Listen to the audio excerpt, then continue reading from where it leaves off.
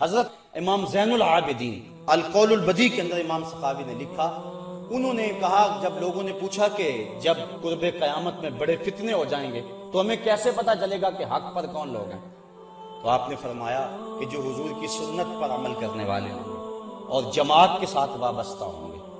تو انہوں نے کہا اگر بہت سارے لوگ یہ دعویٰ کریں کہ ہم جو ہے وہ سنت اور جماعت سے وابستہ ہیں تو پھر ہمیں کیسے پہچانے کہ ان میں سے حق والا گروہ کون سا ہے؟ تو سنو انہوں نے کیا کہا من علامات اہل سنہ کثرت الصلاۃ علی رسول اللہ،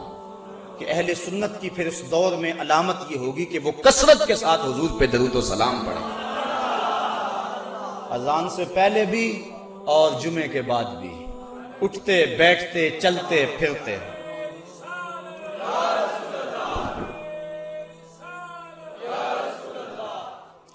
اور یہ بات ذہن میں رکھیں، یہ جو کچھ میں کہہ رہا ہوں انصاف کی بنیاد پہ کہہ رہا ہوں کہ کوئی غلط فہمی میں حضور کے درود پہ اعتراض نہ کر بیٹھے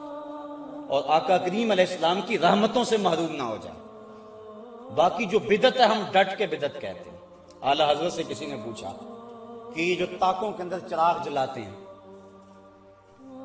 یہ یہاں بزرگ آتا ہے، درخت کے ساتھ دوپٹہ باندھ دیتے ہیں کہ یہاں شہید کا ڈیرا ہے، یہاں فلاں پیر کی حاضری ہوتی ہے، مختلف جگہوں پہ ہمارے ہاں مروج ہے، تو اس کے بارے میں آپ کی کیا رائے ہے؟ تو ڈٹ کے کہا واہیات ہے اور اس کا جو ہے وہ بند کرنا لازم ہے، کہا اس کا کوئی تعلق نہیں ہے، اس کی کوئی اصل نہیں ہے۔ تو جہاں بدعات تھی ہمارے علماء نے اس کا مواخذہ کیا، کہا کہ نہیں ہے، بالکل ایسا نہیں ہے، لیکن جو حضور کی محبت کو پیدا کرنے کے داعیے تھے وہاں انہوں نے ساری زندگی پر پہرا دیا اور دلائل دیے اور اٹھتے بیٹھتے چلتے پھرتے کہا نام لو مصطفیٰ کا، یہ نام شفا دیتا ہے، اس نام میں برکتیں رکھی ہوئی ہیں اور اللہ کی رحمتوں کا نزول ہے اس نام کے اندر اور کرم نوازی ہے اس نام کے اندر۔